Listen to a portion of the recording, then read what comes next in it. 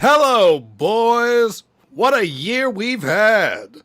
I made so much money I can hand out some very handsome bonuses. Everyone is getting a check for $50,000! Except for you, Andy. You're fired. What the hell? You can't find me. I can because I did. Sorry about the tough break, kiddo, but how else would I be able to afford these bonuses and my brand new yacht? Yeah, well, you know what? You're still not firing me, because I quit. Nice try. You can't quit because I quit. You can't quit because you're fired. What? I said you're fired. Well, guys, I guess this is goodbye. It was, I really liked being your boss. We had some really great times, huh? Remember when I sold you guys to the devil? That was fun. Or when we pretended to be super extreme. Odyssey Extreme 2019. Well, later, boys.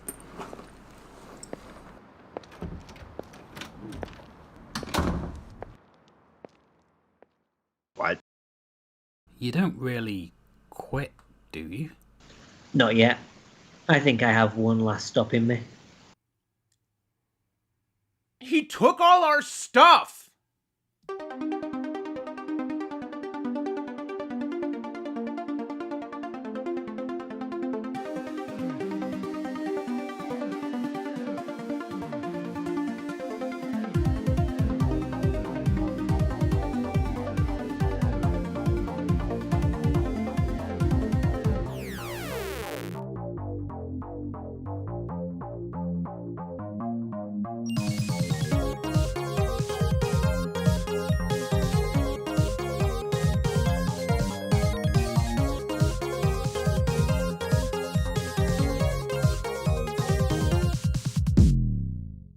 Hello and welcome to another episode of Retro Odyssey. This is episode number 23 and this is our Christmas episode.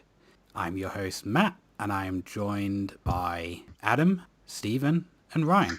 Hello guys. Oh. Hello. How have you all been doing this month? Well, I work retail, so this month has been hell. Yeah, me too. And I work as an Amazon delivery driver, so... This month has been hell. Yeah, last month of the term as well at school, so again, pretty busy. Did you all have a good Christmas?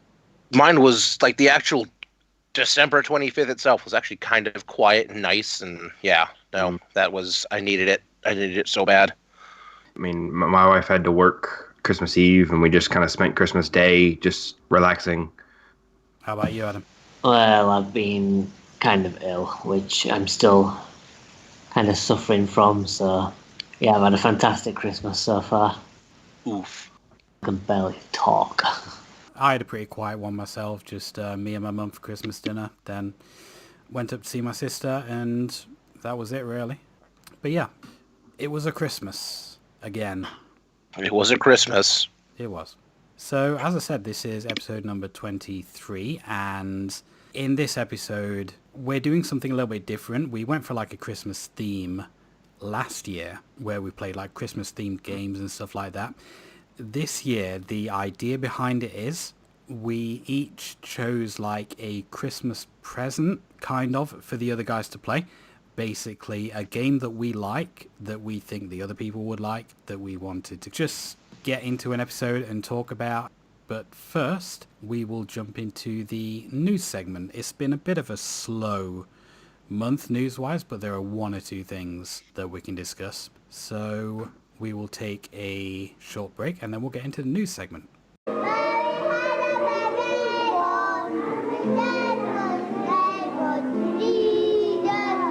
Okay, so the news. Like I said, there's not a hell of a lot, but I have a few things here. One that narrowly avoided getting talked about in the last episode was new titles coming to the Nintendo Switch Online for the SNES and NES. Adam, I believe you were saying in the last episode, why haven't we got any new games for a while? And then like a couple days later, they announced a bunch of them. I think it was like the day or so before we actually put out the podcast, and then it came out of nowhere. Yeah, just to make us look like jerks. Yeah. I don't know how long it'll be until we get the next update. Could be another 3 or 4 months.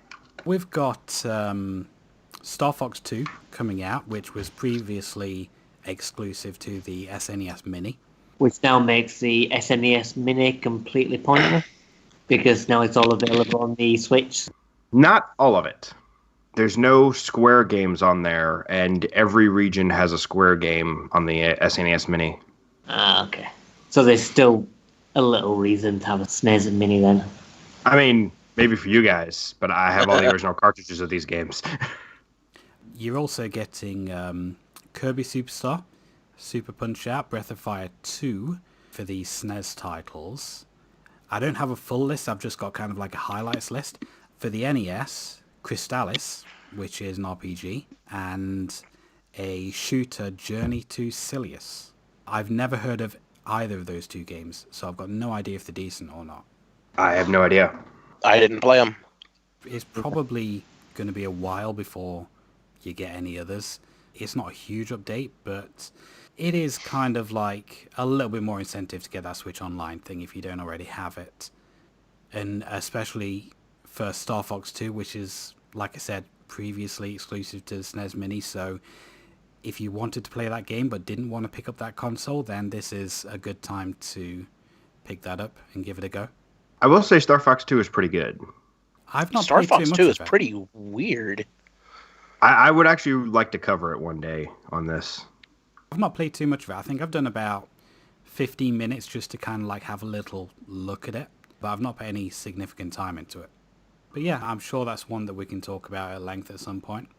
The next news topic, the Mega Man Zero and ZX Legacy Collection, which we spoke about, I believe a couple months ago, has had a trailer released. Oh yeah, it's out next month. I think it's middle of the month or start next month or something. I need it so bad. Out towards the end of Feb. I thought it was January. Maybe it's been updated. I mean, the news story I'm looking at says Feb. It was delayed. Ah, okay. I originally heard that it was like January or something. Didn't realise it got delayed. Oh well. But yeah, that's going to have 6 Mega Man games, 0, 1 to 4, ZX, and ZX Advent. And I couldn't give a shit about any of them, but I'm sure you guys are probably quite into this collection. I'll be interested in playing them, because I like Mega Man. I absolutely adore the Mega Man Zero series. I can gush about it. It's so good. But I haven't played ZX, so this will be my opportunity. I mean, those games are like $40 a piece now. How do they play Yeah. it? I presume they're like Mega Man X games? They're kind of like Mega Man, except also it's a little bit faster paced because you basically always have your sword on tap if you're smart. So it's kind of like a blend between Mega Man and a 2D hack and slash. So playing as Zero. Yeah, you're playing as Zero, except it's faster than the Zero games, or like when Zero showed up before. Okay. It's basically that, except smoothed out. I've played the first little bit of the first Zero game a couple of times. Never gotten around to finishing it. I mean, I do have the collection on the DS, so eventually I'll get around to it, but this is just more incentive to check them out. I've never played the ZX games. Yeah, I've wanted to for years, and it's just like, yeah, they're $40 a piece for a DS game. It's like, I don't think so. There's only a couple of DS games I'd pay that much for. Hopefully they do it with more of the Mega Man games, like, what's it called? Like Mega Man 64? Oh, yeah, 64, and we gotta get Legends. Legend, because there's Legends 1 and 2, and then Misadventures of Bonbon, or Bontron. Yeah. Yeah, there's a spin-off, so they've got 3 to put on there, so I think that would be a decent collection. Well, there's more than 3. They also have the Power Fighters and Power Battles, which are pretty fun, and then there's Mega Man Soccer, who could forget. No, I mean, like in Legends, there's 3 games, so that'd make a collection in itself, like a Legends collection. Then you can have like a spin-off collection with the Legends and stuff like that, or an arcade collection or something. Yeah, but you'd have to go and if it was for the Switch, they'd have to download Mega Man Legends 2 for some reason. Because Capcom. Well, I can say even though I'm not like majorly into the games, I do have a couple of the Legacy collections, and the ports are fantastic. So you know that you're going to be getting like a decent collection with these. Yeah. Yeah, no, they play super duper well. They're not messing around on them. Capcom has not been fucking up a lot lately. You sound slightly disappointed. Aside from I'm like surprised. pricing and not like including all the games on the physical version, they've kind of been alright. They've just been doing stupid stuff rather than bad stuff. Yeah, I don't think they've had like a major fuck up since the last Street Fighter game. Well, and honestly, the biggest fuck up on the DLC, like the download the second half, was that the fucking cartridge says, or the packaging has a big red band on it over the box art that's like, you have to download the other game. It's like, why would you put that on the front cover art? That's on all games that are like that, I think. Like, I think Call of Juarez, the new one, or the new port, has got that on as well. So I think that's maybe just what they have to do to make it clear. So it might be a standard thing. It's just that you see on Capcom releases so much because they always do it. I'm hoping Square had the decency to put 10-2 on cartridge on Switch, like, because they didn't do that for the Vita. I'm waiting for a game to be so big and a developer to be so insistent that it doesn't have to be downloaded that we get a 2-cartridge game. I want to return to that. I want someone to go like, yeah, we had to have 2 physical medias in here. Sorry. I think they'll just release the 64 gigabyte one, so it'd have to be pretty big. Oh, okay. I guess you're right. I mean, I feel like the last time we had multiple discs was the 360. Because I think Blu-rays just changed all that to where they can hold, ridiculous amounts of data. Yeah, I think you're right. But either way, however this collection comes out, if it is up to the standards of the previous collections, then, it is worth picking up if you're a fan of that series, and it will be out in approximately 2 months, just under 2 months. And you can check out the trailer on YouTube now. So I'll push a link out to that onto the Retro Odyssey Facebook page, and probably the Twitter too, which we have a Twitter, guys. Yeah, check those out. We have Twitter, Facebook, Discord. So yeah, check us out on all those followers if you want to join in the Retro Odyssey discussion. Okay, so the next news topic. Do you remember the C64 Mini that came out a while ago? Vaguely. It's kind of like a miniature Commodore 64 with 64 games on it. Basically one of those plug-and-play systems similar to the NES Mini, SNES Mini, stuff like that. I recall it having a big trailer, and then it released with little to no fanfare. Yeah, it had quite a few issues, and it did kind of like receive middling reviews, but they kind of took a lot of that on board, and they've just released one that's just called the C64. This is actually a full-size recreation of the original Commodore 64, and it has a fully working keyboard. It's got 3 USBs. You can actually easily load your own games onto USB and plug it into the side and play those. So you can play the games either via the keyboard or the joystick, which is included. It's the same kind of joystick that they had in the Mini. And again, you've got 64 games. A few of them have been switched out. This can also play VIC-20 games as well. This is something that I'm really actually interested in picking up, I think. Yeah, I'm looking at it right now. That's actually really cool. I believe it's not 100% a one-to-one recreation. I believe it is actually using a replica of the VIC-20 case rather than the C64 case, which is a tiny bit bigger. But it is essentially a full Commodore 64.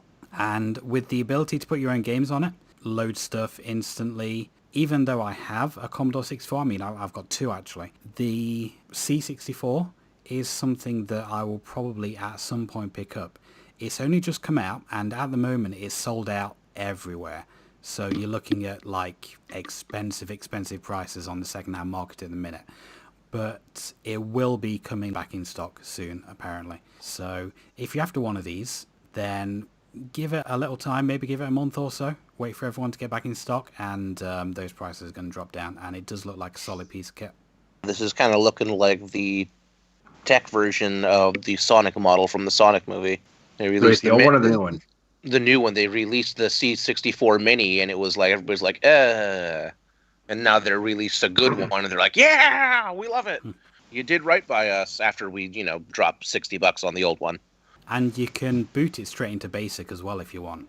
Oh, really? Yeah, it can function exactly like a normal Commodore 64. But does it have a floppy drive? No, but you can use a USB, and I'm assuming that will kind of like emulate one. I am curious, actually, if you can hook up a tape drive, though. Probably not. I mean, I've watched a couple video reviews of this. No one has mentioned being able to hook up a tape drive. But you can get the ROMs and just stick them on a USB. But it would have been nice to kind of like be able to put a tape drive in there and load games from tape. Just for maximum nostalgia. Yeah. Like I say, it's just come out, and definitely something that I'm looking to pick up. That is pretty neato burrito. I have another news story that's literally just come in like 10 minutes ago. Oh. Hot off the presses. Capcom have announced a triple pack of the Devil May Cry trilogy for the Switch. Oh, nice. Oh, nice. Nice. Yes, so you get Devil May Cry 1, theoretically, and then 2 and 3 are downloads because as we were saying before, Capcom. We literally just talked about this. We've literally just said it, and they've announced basically the exact same thing again. So you're downloading 2 and 3, and you're getting 1 physically. You know what? It was only a couple of weeks ago that I was looking and thinking I would like to get that. So I'm definitely going to pick this up on Switch. Absolutely. Yeah. It's a shame you don't get all 3 of them. I'm definitely going to pick up all 3 games at some point, like during various sales. But I don't have any at the moment. I'm probably going to get the HD collection they did for Xbox One and just get like the whole series on Xbox One. I've only ever played Devil May Cry 4. So it'll be interesting playing the original trilogy. I have the first 3 on PS2. But yeah, I did want the HD versions. This looks like a decent time to pick them up. Does it have a release date? I don't think so. At the moment, it's only announced for Japan, with the English version or the Western version coming soon. So even if it had a release date, which I don't remember, that's just for the Japanese one, so soon. Well, I don't mind waiting. I'm not in like a major rush for it. So yeah, that's pretty cool. Very clean and nice to see. Those games are legendary. I don't know if they straight up deserve it, but they are legendary. I believe we talked about the inception of the series when we talked about Resident Evil 4, because that was going to be Resident Evil 4, Devil May Cry, and obviously they decided to go in a different direction with it, so they just reskinned it, turned it into Devil May Cry. But yeah, that's another thing that's going to drain my wallet. So, well done Capcom again. Good for my money. I've had a look at the article again, and you can pre-order it, but there's no date in the article, so I don't know whether it's just like one of those pre-orders where there's no release date yet. No idea. I mean, if it's only just been announced, I doubt that it's up on selling sites yet. Let me just have a quick look. No, a search is just bringing up the PlayStation 4 and Xbox One versions. So, not yet, but I'm sure probably by the time this is out, there will be pre-order links everywhere. Okay, so the last news topic that we've got is another pretty recent one, actually. It came out a few days ago. A long-lost Akira prototype for the Sega Mega Drive was released. This was originally going to come out back in 93, 94, somewhere around there.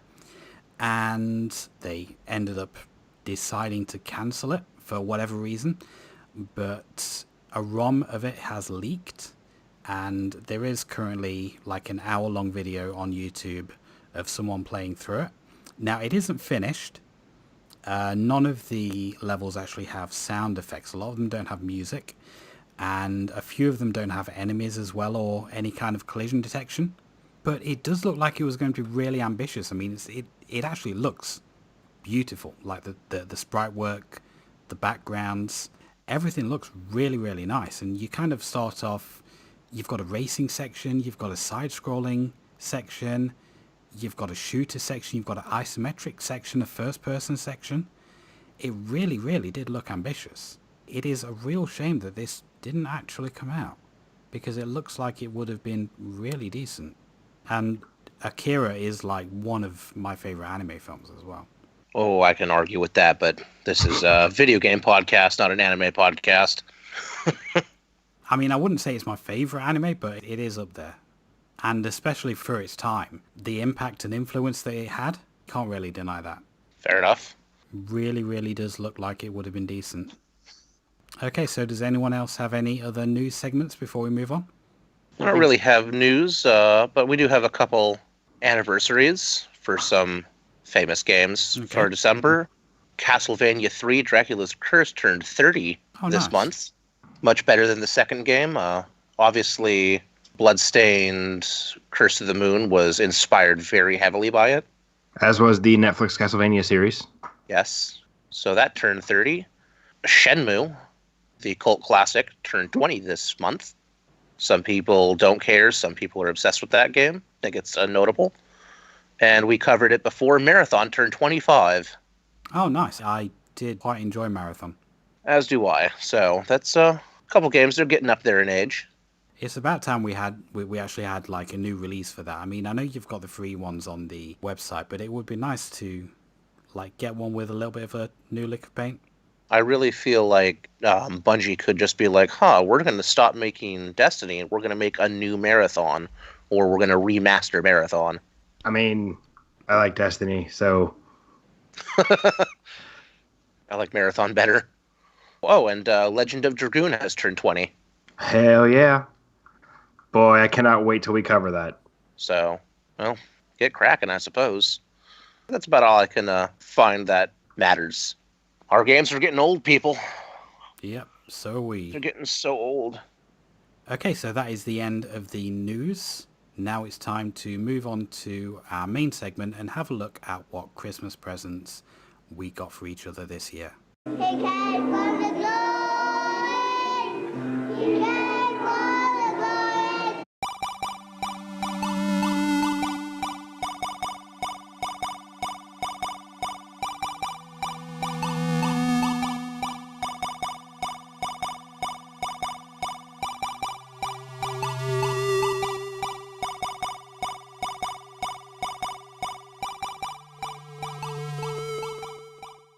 Okay, so as I said before, we have 4 games this month. We've each picked something that we wanted to share with the other 3. Something that we enjoy as kind of like a little Christmas present. So we're going to start with my pick, and it is actually a Spectrum game. We should cover more Spectrum games on this podcast, definitely, because I love the Spectrum. This is one of my absolute favorite, probably in my top 5 favorite Spectrum games, and that is RoboCop, which was originally an arcade game. Now, I've not actually played the arcade game, but I played the Spectrum game a hell of a lot when I was a kid, and it really is a fantastic little game. It's short, you can finish it in under half an hour, but it really is kind of like really, really solid port. I mean, the arcade game may be kind of like miles ahead of it. Maybe it is. But this is really, really, in my opinion, a really enjoyable kind of like run and gun, beat 'em up kind of thing. And it scored like a really, really high in all of the major Spectrum magazines at the time. And the music in it as well. The theme music for this is probably some of the best music on the Spectrum. No, I will admit that it is, like, immediately it was pretty damn good as it's loading in. It's like I was not anticipating that, because we've played Spectrum games that just didn't have music. It was either sound effects or music. The official Father Christmas game? Yeah. Saying that this is the best music on the Spectrum probably isn't saying a great deal. Well, it is still really, really solid, I think. It's kind of like, if you know the limits of the Spectrum sound chip and you kind of like grew up with it and you know what the Spectrum can do, listening to that theme tune, it's like, this is like really, really solid. Someone talented worked on this, you know? It has speech as well, which the Spectrum did have kind of like a speech peripheral that could like emulate speech, but this game didn't actually need it. This was able to do it using the Spectrum sound chip. As well as like sounding great, I think the gameplay is really good as well. What do you guys actually think about the game? I liked it. It was moved very slowly. Like, I wouldn't say the game is paced. The game is just slow. You just trudge along doing, upholding the law, as, they say right in the beginning, which is apparently just blowing people away because it is RoboCop after all. I'm not entirely sure if the pace is kind of like deliberate, because RoboCop isn't a very like fast moving guy in the films. Right. He's just sort of an unstoppable force. That's true, but I also think that you kind of have to make some changes in terms of gameplay. Like, for me, one of the issues I have with mech games is that they try and make these big, cumbersome, mechs. And I find that how they trudging along really slowly is very cumbersome and a little bit like, come on. Yeah, if we're playing a mech game, we want Gundam, not Big O. Exactly. You want the game flows a little bit better, because otherwise you just get a bit pissed off with it, or at least I do. And I do kind of get the slowness of RoboCop. I think it's a fun game, and I did enjoy my time with it, but I also agree with Ryan that it does feel a little too slow. I think putting a little bit of extra briskness probably would have helped the game a little bit, just in terms of the general flow. I'm not sure if some of that might be down to the limitations of the Spectrum as well. I mean, like I said, I've not played the arcade game, so I don't know if that does run a bit faster. For the Spectrum, I mean, it does run at that pace, but there are quite a lot of enemy sprites, and there are quite a lot of large sprites as well, which maybe if it did run a bit faster would cause some issues on the Spectrum. That's true.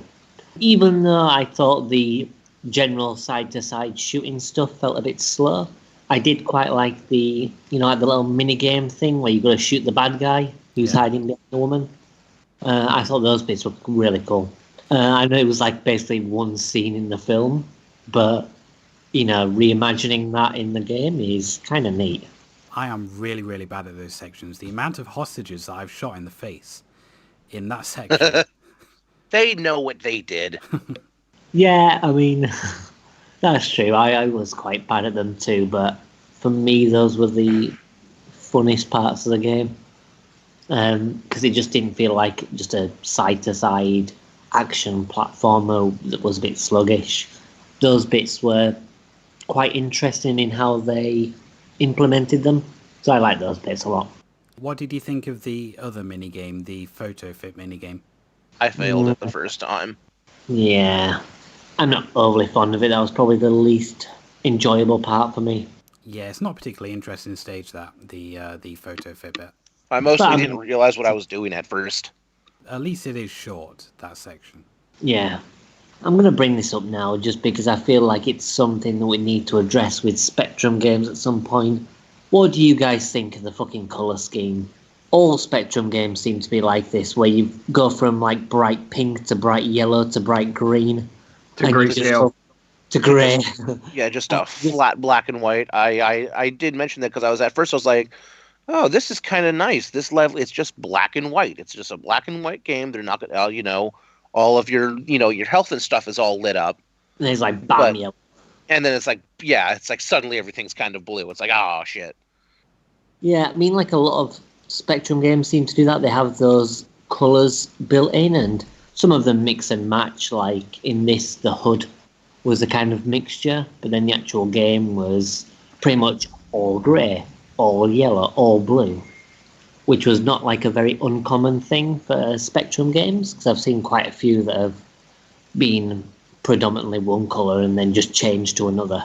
What do you guys think about that? For me, it's not a colour thing I appreciate, to be honest. I find it quite garish. It hurts the eyes a little bit, I'm not going to lie. I mean, I won't say I played early computer games because I didn't, but I played computer games when consoles were just starting out. So I remember like this color problem was a thing on PC too.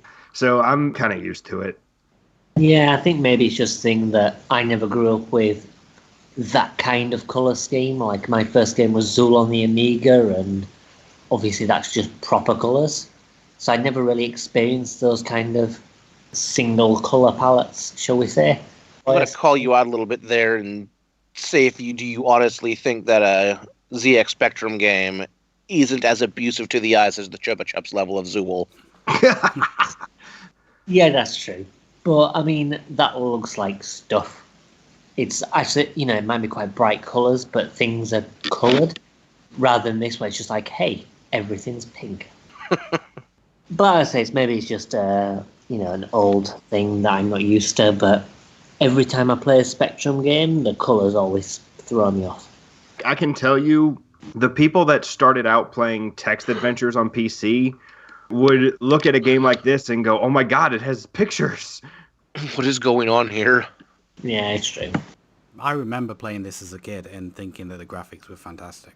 No, that's the other thing. Like, we've played a couple ZX Spectrum games, and this is on... Did this come out, like, really late in its life? Because... Yeah, I was going to ask that. This came out in 1989.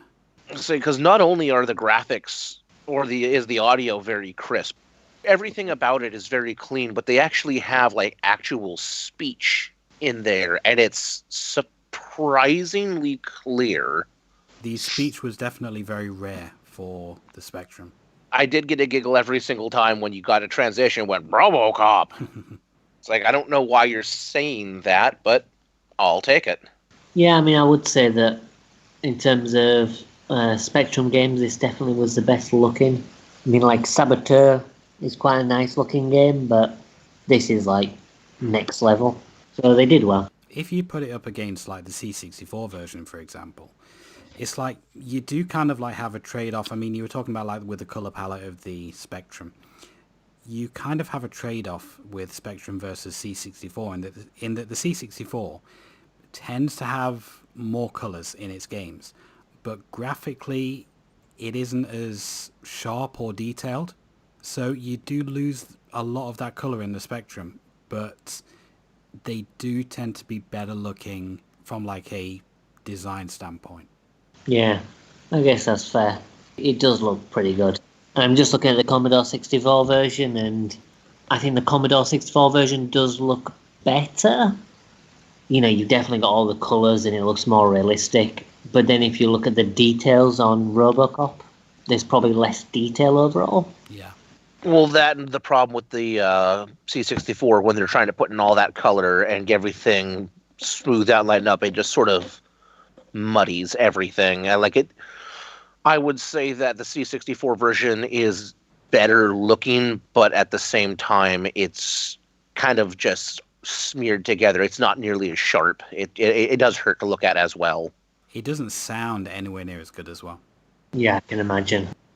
But at the end of the day, there are always going to be limitations, and I think this really does kind of push the Spectrum to some of like the best stuff it can do. No doubt. And there were definitely some companies where you could see a company's name on a box and think that is going to be a quality title.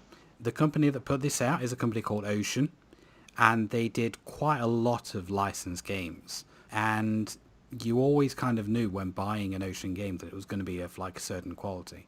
There were one or two misses here and there, but for the most part, they really, really pulled through. I mean, another one of my favorite games for the Spectrum is Batman the Movie, which was also by Ocean. And there's a really interesting history behind the studio as well. If you want to kind of like read up all about that or hear up all about that, then Kim Justice's YouTube channel, she has a really in-depth video about Ocean and their rise and fall. It's a really, really interesting watch if you want to find out more about the company. Might take a peek at that. But would we all give a thumbs up to RoboCop? Honestly, because of the games we've played before, absolutely. Yeah, I mean... Yeah. I mean, I wouldn't say it's anything special. I won't put it in my top games or anything, but it's just a fun little experience, and yeah, it's solid title. If you've got a Spectrum, I'd recommend it. Well, yeah, and especially since this is something you can just romp through in 30 minutes. You can just stomp right through it. They say it's a lot better than the last Spectrum game we played. Which was which one was it? Father Christmas, Father Oh, Christmas. yeah. I keep going back a little bit farther to Horus. I'll tell you who wouldn't be able to give this game a thumbs up, and that's Robocop himself, because he shot his fucking hand off. Like, it is one of the most graphically violent mainstream films of the 80s, that film. It's great. Yeah, it is. Same guy who directed Showgirls as well. Really? Yep. Interesting. Paul Verhoeven, isn't it? Yeah. He also did Starship Troopers. Yep, Starship Troopers, Basic Instinct.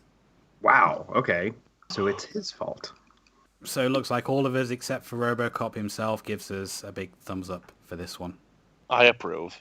Okay, so if that is as done on Robocop, then we will move on to the next game. What the glory! He came by joy and kingdom!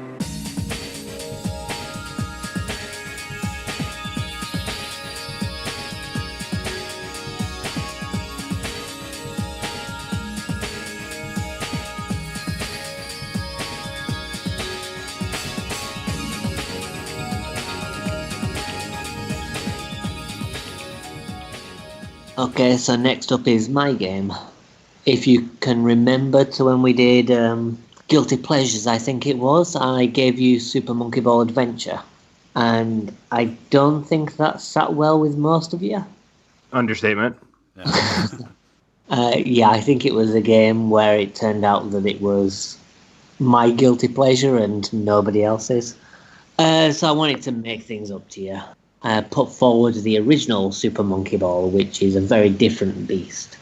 It's actually made by a different company. It's still published by Sega, but it's made by Amusement Vision, who made the first two Monkey Ball games before they kind of disappeared. They made the two Monkey Ball games and they made F-Zero GX out of interest. And then I think that's all they did. Anyway, Super Monkey Ball is like the console version of the arcade game Monkey Ball, which I believe is still the only arcade machine to be controlled by a banana. So, Really? yeah, the stick is a banana. Not an actual one. I imagine it's like a plastic or metal one. Firmly But- grip the banana. Yeah, but you control the banana. Firmly grasp it. You have to grab the banana and push your monkey around. I don't like where this conversation's going at all. Yeah. Grab the banana and watch the balls fly. Yeah, I mean, because it's based on an arcade game, you'd obviously imagine it's a very arcade-like experience, and it is. I mean, if you've ever played Marble Madness on the Mega Drive or any of the other various versions of Marble Madness, it's sort of like that. It's basically the whole marble in a maze type thing. Apart from this is a bit more true to Marble in a Maze, because you don't control the ball, you control the maze. So as you push forward, you're actually tilting the stage forward, and you're making the monkey roll in that direction. It's quite weird, because you expect to control the ball, so the physics aren't quite what you'd expect. And the monkey doesn't control... You think the monkey is not controlling very tight, but the fact is it's just based on momentum, because you're controlling the entire level. Right. I thought I was actually controlling the ball. It felt like I was controlling the ball. No, if you look at the level, you'll see that the level's tilting. The monkey moves his little legs, but that's just because he's moving with the momentum. You're actually just tilting the stage. That's why the physics can be quite difficult to get to grips with, because once you kind of grasp that you're moving the stage and how the momentum works because of that, the game gets a lot easier. I might have had a slightly better time if I'd noticed that, actually. Well, yeah, and if you notice when you pick up speed, like the monkey stops running with the ball, he just starts spinning with it. Yeah. So next time you boot it up, have a look at the stage and you'll see what I mean. And it should make it a little bit easier as well.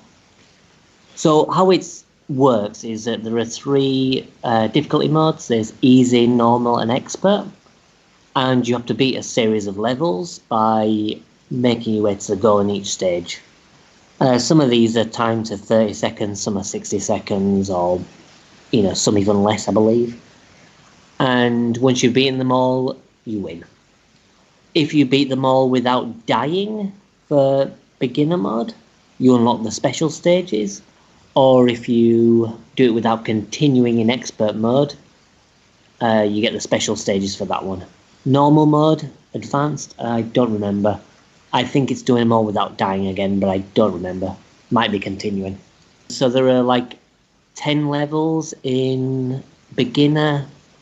I think it's 13 normal and 15 expert. And then you've got some special stages if you manage to beat it within those requirements. And then in addition to that, there are a bunch of different mini games you can play. There's Monkey Target, where you have to fly and then land on a target. And then there's other mini games that nobody bothers playing. So I won't mention them. Everyone just plays Monkey Target because that's the best one. So, what did you think? I felt this was a much better experience than Monkey Ball Adventure.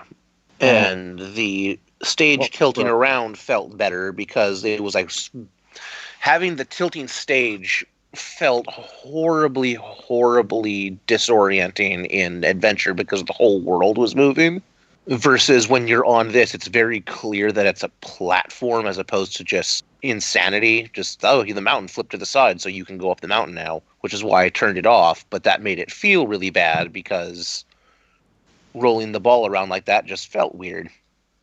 Yeah, Adventure, because it was a different developer, they changed the physics around and stuff is just like a little off, so it controls a bit odd. And the game's kind of buggy as hell. Super Monkey Ball 1 and 2 are definitely tighter experiences, and once you get to grips with how it controls, everything just kind of fits into place and everything works as it should, for the most part. It definitely felt better to control the ball in this. Yeah, so I didn't get very far. I just got to the product placement level and then couldn't get past it, but this was so much better than Adventure. The product placement level is one of the special stages, isn't it? It was the one that was a square that kept expanding and contracting, made up of little squares. Oh, that took me such a long time. Yeah. Is that on beginner or advanced? Beginner. Okay, because I think beginner, advanced, and expert all have a variant on that. Yeah, so I got to that and could not advance at all. Like, I got a bunch of game overs there. I'm like, nope, I'm done. Well, that's another thing as well because you're controlling the direction of the world, you have to kind of sort of balance yourself. So you're pressing forward and moving back because you're trying to keep your momentum so you're not moving. It's not that if you don't press anything, you stay still. If the world's tilting in a certain way, then you have to kind of make things move to, keep your guy on track so he doesn't roll off. That was level 9 on beginner, and I managed to do that, but level 10 on beginner I couldn't do. That's as far as I got. Level 10, I think it's got a quite tight time limit if you go slowly, but as soon as you're kind of a bit more confident with the turns and everything, it's not so bad. I mean, I did discover a skip where I was able to, if I timed a jump just right, I was able to skip out kind of like half the level. But I still couldn't beat it in the time limit. One of those things where, especially with that level, you kind of have to get a bit more confident with your general movement because it's quite a long level for the time limit, especially for a beginner. But once you get used to it and you're a bit more confident, it's not so bad. But it's funny you should mention skips because Super Monkey Ball is like one of the most popular speedrunning games because of that. There are loads of ways that you can skip the different levels, and you can do like loads of crazy stuff. Like especially on some of the more difficult levels, you can just go fast, get momentum, and just bounce off things. Yeah, I've watched some speedruns for the Monkey Ball games, and they're just fucking dumb. Yeah, it's cool because like you can actually select individual levels as well. So once you've unlocked them, you can actually just replay that level over and over and just kind of do it and try it yourself. And most of them aren't that difficult to pull off. They may take you a few times, so it's difficult to do all of them in one single run. But if you were to try them yourself, to repeat like maybe a dozen times or so, and you'd get it. And they're really fulfilling to do when you pull off a stupid skip. I definitely enjoy the concept of the game. Even though I couldn't really get to grips with the controls and stuff like that, the idea of it is really, really interesting to me. Like, just rolling around a maze and bouncing off stuff, doing tight corners, stuff like that. I can definitely see the appeal of it, even though I couldn't really get to grips with it myself. Yeah, I mean, it was like a launch title for the GameCube as well, so if you can imagine, there was, like this, Super Monkey Ball and Rogue Leader. 3 great games, but, like Rogue Leader and Luigi's Mansion aren't particularly long games, so this is one that you could invest more time into, learn the mechanics and learn how it works and, kind of master it, really. So I think it works kind of well as a launch game for when, the game library was so small at the time. I mean, Rogue Leader may be short if you're good at games. But, I mean, suppose Rogue Leader as well, you've got the gold medals and stuff, so again, that's got a lot of replayability. But it was always like weird replayability because you can just slam through Super Monkey Ball, you can just slam through Rogue Leader and just kind of half-ass all the levels, and you cannot opt to get as much money as you want in Luigi's Mansion. Feels like they were almost going through like an experimental phase. Well, you can't really slam through Super Monkey Ball. You can with some of the levels, but you really have to kind of get good in order to get the extra modes or even make it through expert. Like it does. Well, that's what I'm saying. Like, if you want to go through expert, yeah, but if you just want to just plunk through like intermediate or just beginner or something like that, it's like, oh yeah, I played Super Monkey Ball, but it's like, no, there's so many courses if you want to 100% it. Yeah, it's definitely got like a lot there. There's enough to keep you going and keep you interested, but the better you become, the more you unlock and the more you can do. Because it's like, okay, I'm not good enough to get fine expert, but I'm good enough to maybe unlock advanced extra. And then you can work on doing that as your next goal. And then once you've done that, it's like, right, okay, now I'm good enough to take on expert.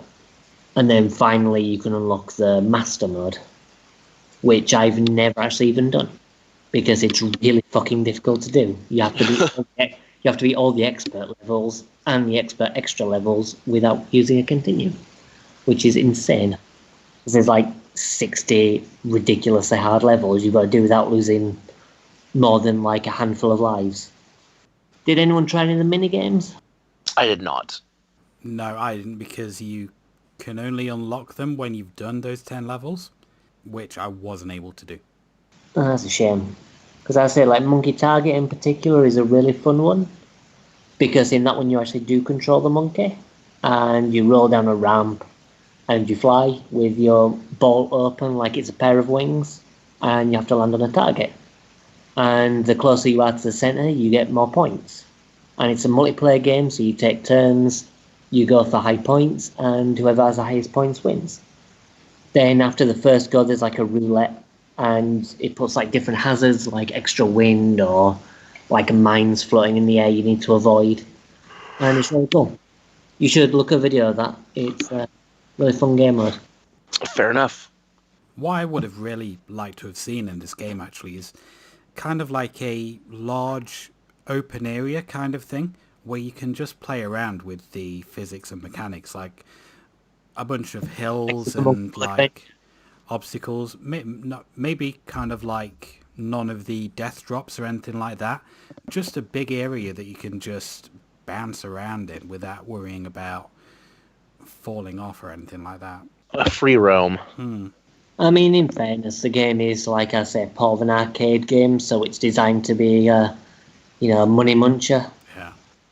So it's kind of got that, you just get better at it to get further. So what you're saying is you want Super Monkey Ball Adventure, but not bad. Yeah. I mean, I still think Super Monkey Ball Adventure would be good as, like, a game to remake, but not broken. Or what we really need is Super Monkey Ball Maker. Well, they sort of had a level creator in the PSP game, but it was weird and didn't really work properly. That sounds about right. It was like more of a level generator than a level creator. But yeah, Super Monkey Ball Creator would be like very good. Because So they could you're make that and let people do the hard work. Just get the physics right, get the creator right, and let everyone else do the hard work for you.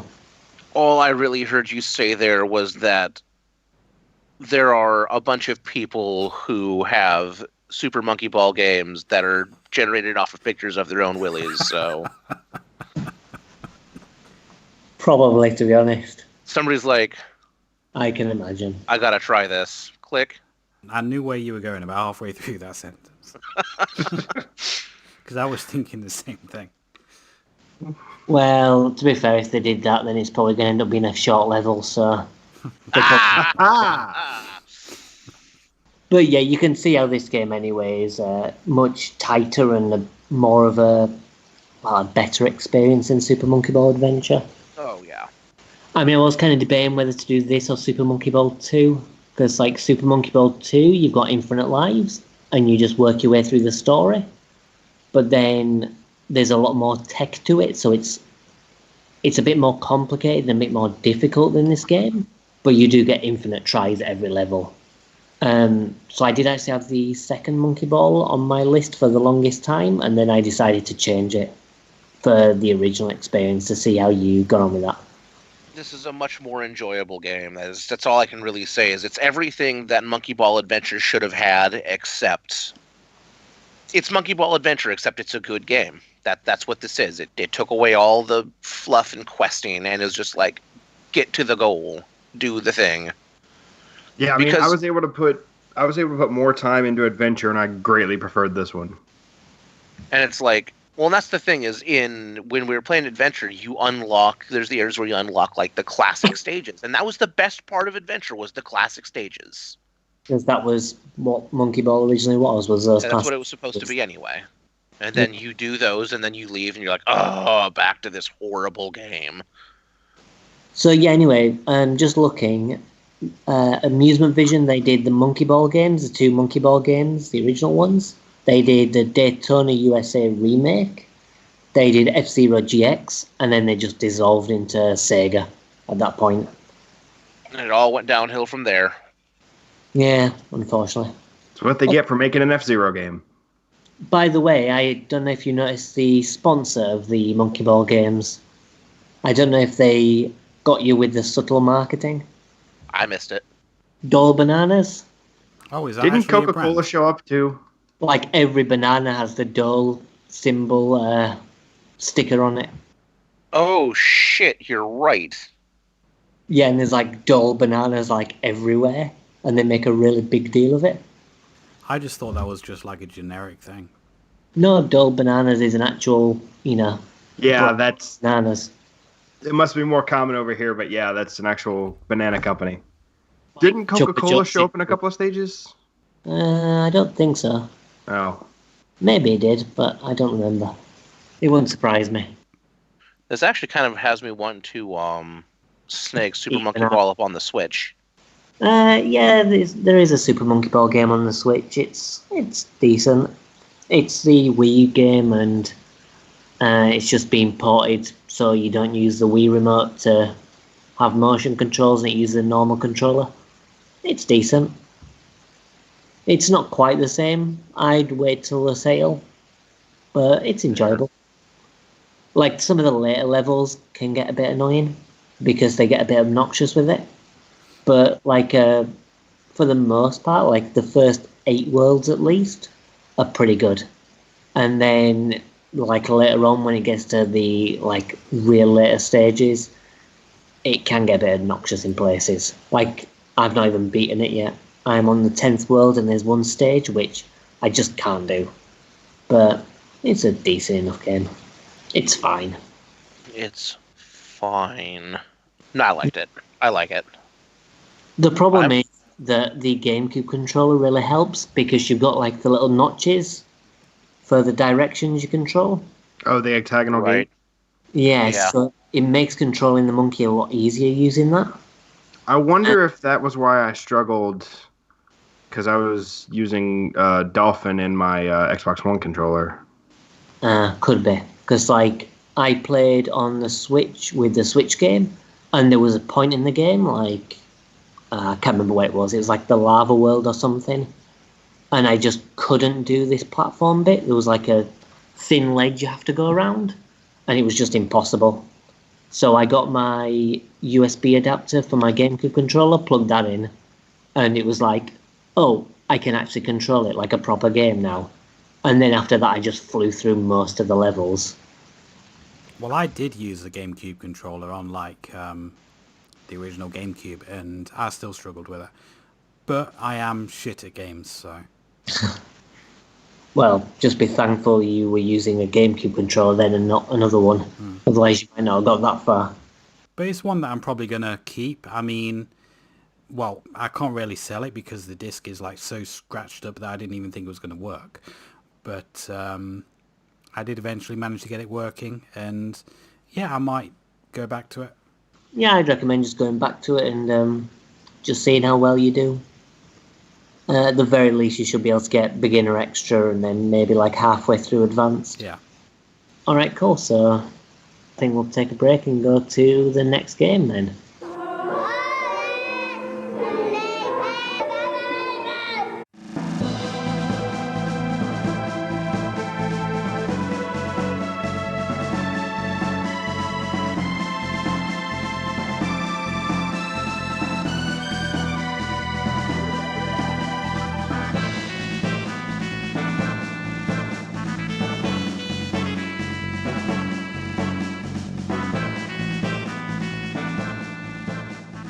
My gift to the three of you was also kind of a gift to myself that I knew that at least one of you would not appreciate. And that game is Chrono Trigger, specifically the original release on the Super Nintendo. Out So, of interest, who do you think wouldn't appreciate? you. Yeah. You may have been correct. So, I've established this in the past. I love Square's games. I love especially their output in the 90s.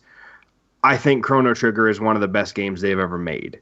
And it's interesting because when you look at Chrono Trigger, there are elements that weren't used for Secret of Mana and elements that weren't used for Final Fantasy that were incorporated into this. So this is like taking elements of all of their work.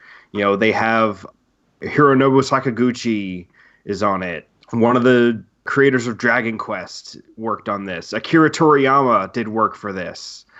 You know, Nobuo Uematsu did some of the music. Like, it's actually been called a dream team of the designers of this game because they took some of the best elements they had access to and made this game. I mean, it's widely regarded as one of the best games on the system by a lot of outlets.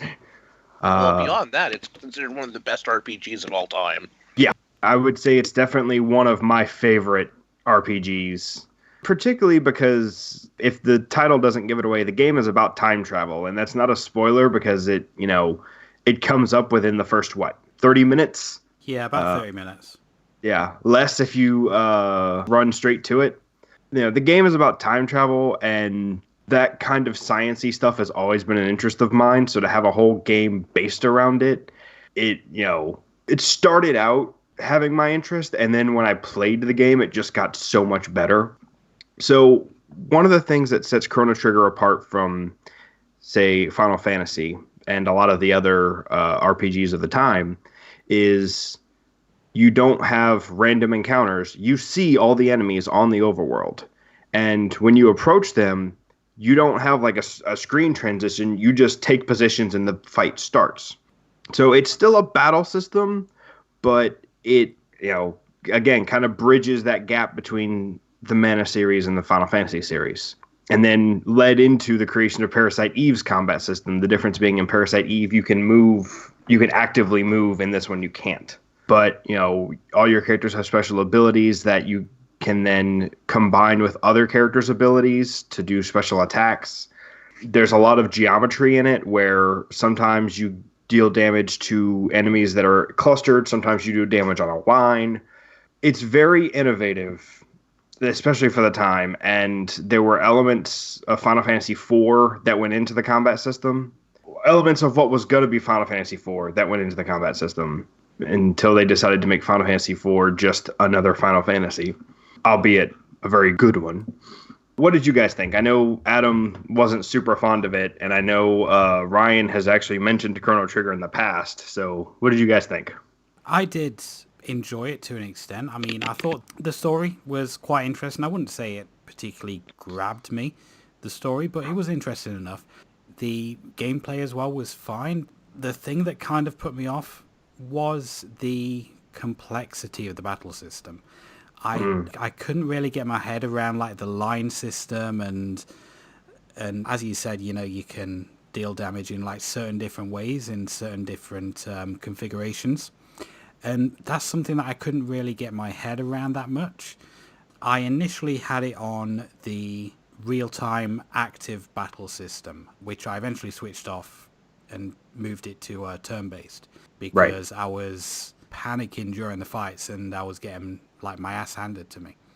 And it was a little bit better with the turn-based system, but I still personally found it a bit overcomplicated. And I mean, there's one particular section, you know, when you're going from the village to the castle. Now, you did mention that there's kind of like no randomized encounters, and whenever you go in a certain direction, you're going to have the same enemies each time.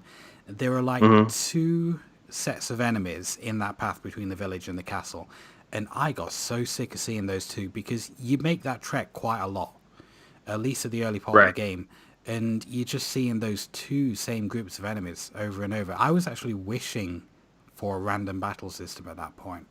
Some of that may come down to, you know, my having experience and knowing how to minimize the trips back and forth. That doesn't come into play as much for me anymore.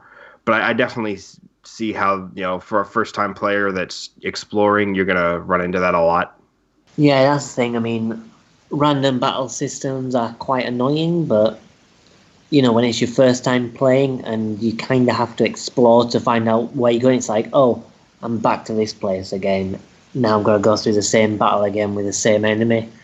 And it kind of drags you down. And honestly, I didn't find the battle system particularly fun. I mean, it's better than some JRPGs, but it didn't really grab me. It was just fine, I guess. And yeah, I mean, in terms of like the story, again, it didn't really grab me either. So it was just kind of like, okay, I'm just going through this rigmarole. And whilst there are some JRPGs that do kind of turn my opinion round, where I think, okay, this is actually a pretty good game, I kind of just go through the same kind of feelings with Chrono Trigger, to be honest. I think the story is just kind of over-convoluted.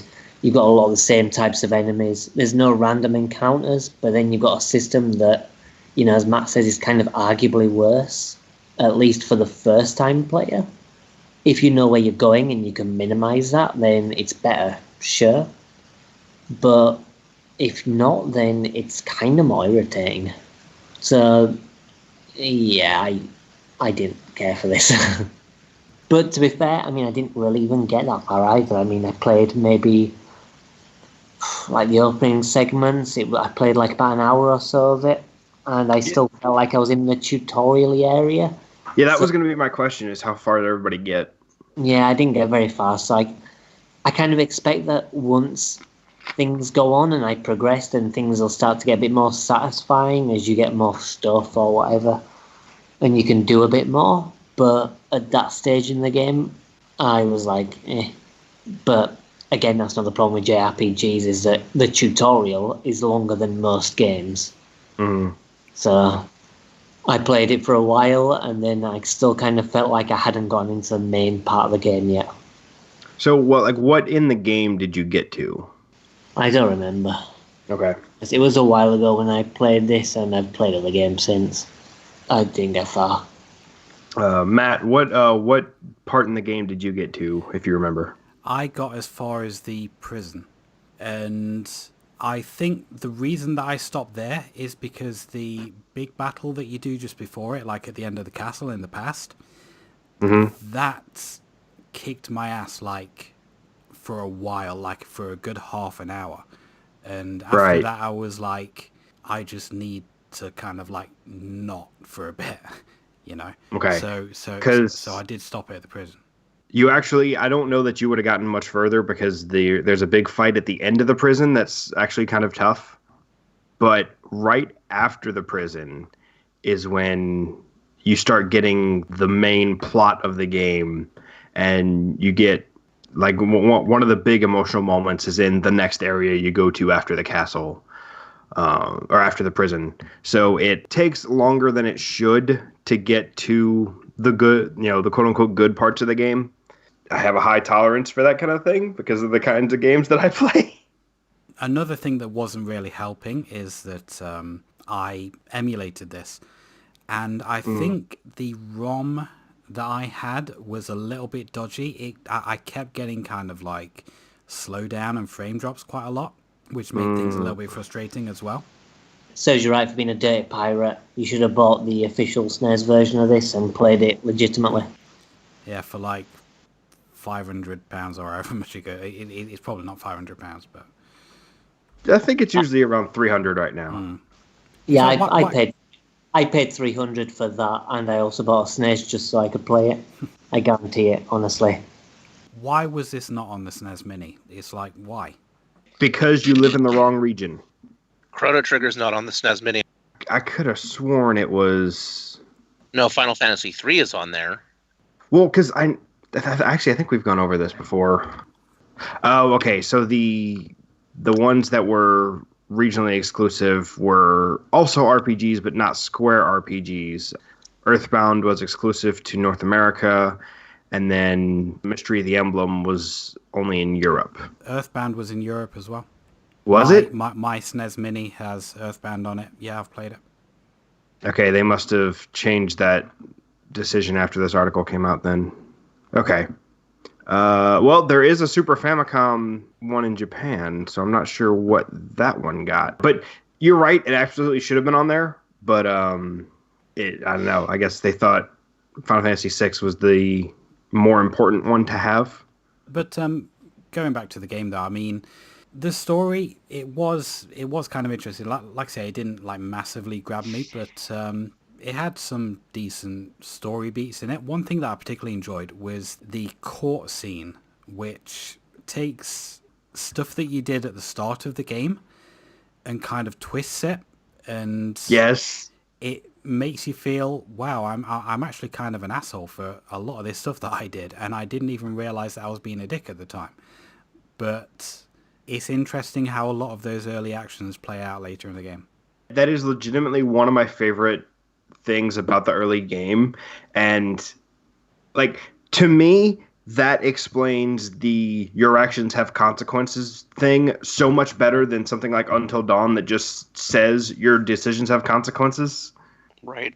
Oh, man, I love that part, and I was really hoping that some of you were going to get to that. I mean, they found me not guilty, not that it ended up mattering, No, but because the counselor's a dick and sent me to prison anyway.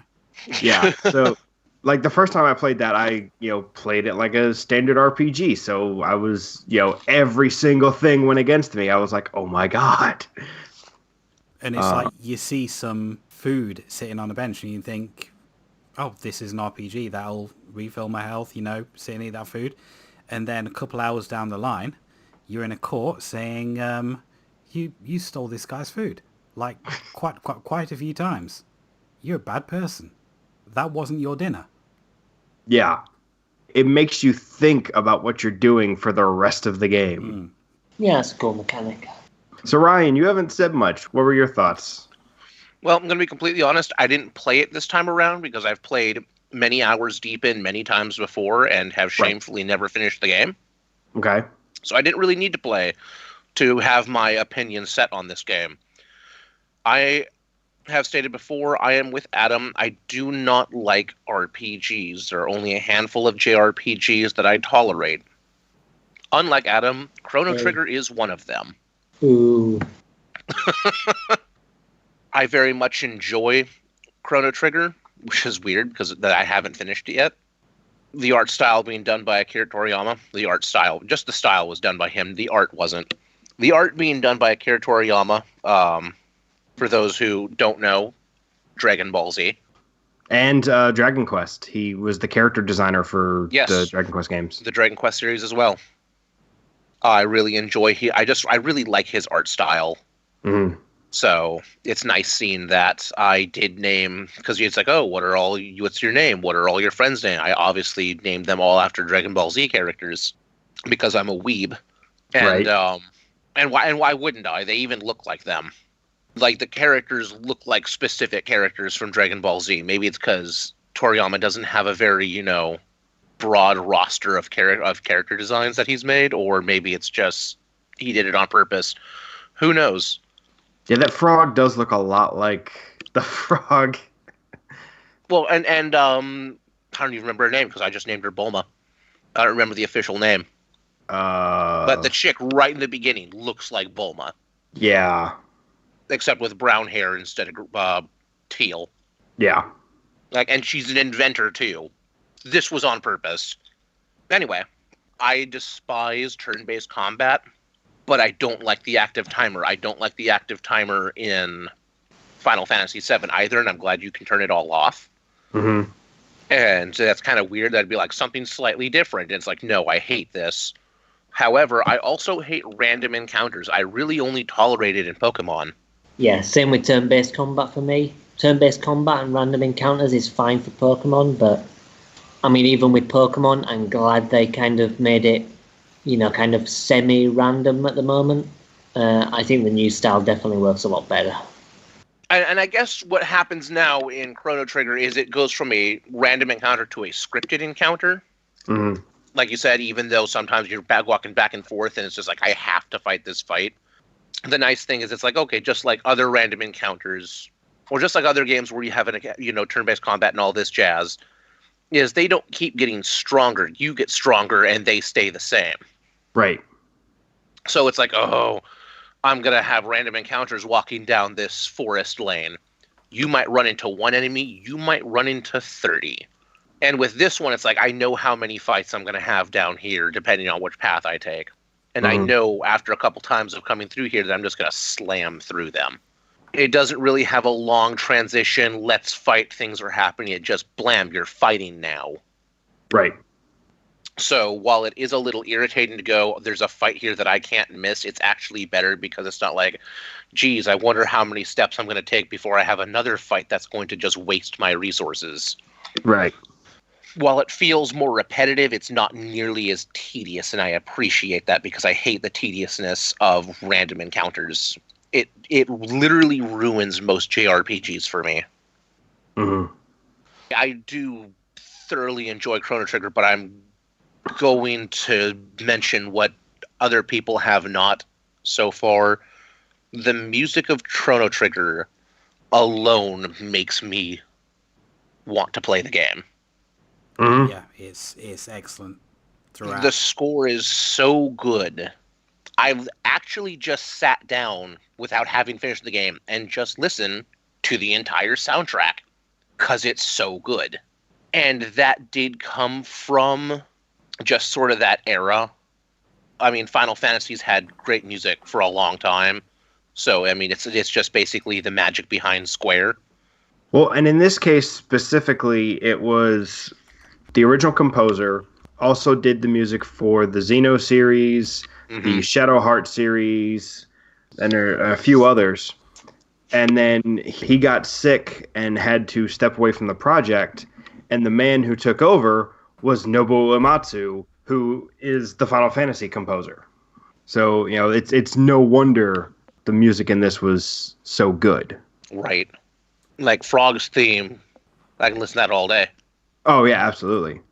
And the good thing is as well, because it's Square, they put all of their soundtracks up on streaming as well.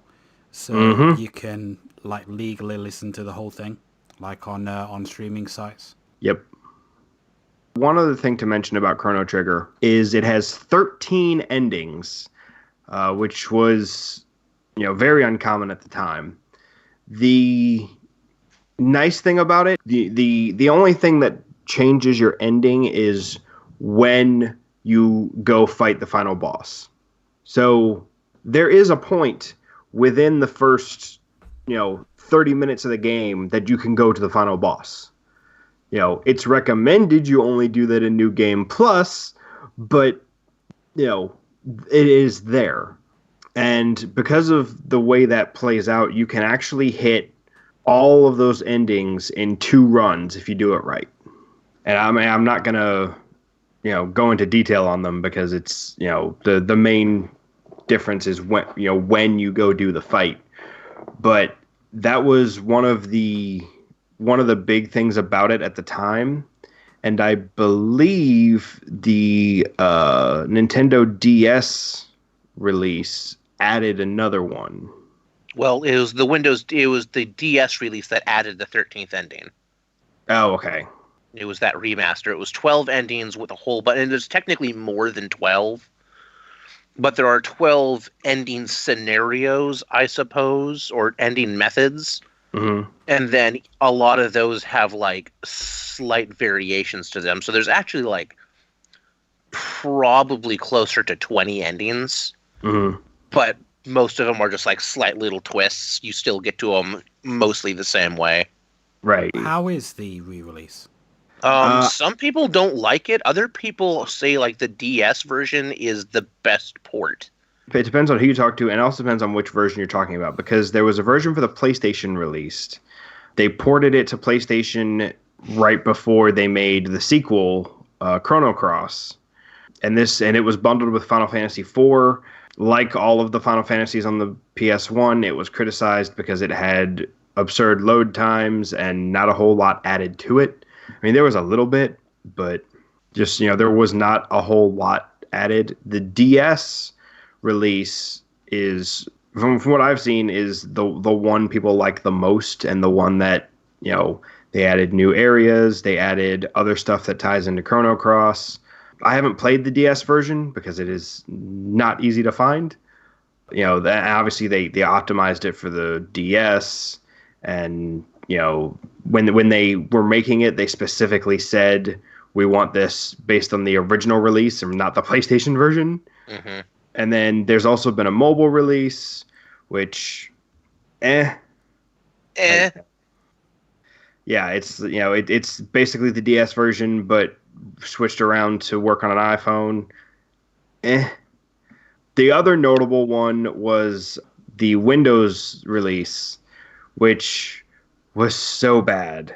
Like, the graphics looked worse. There were glitches. The UI was designed for touchscreens, even though most people don't have touchscreens.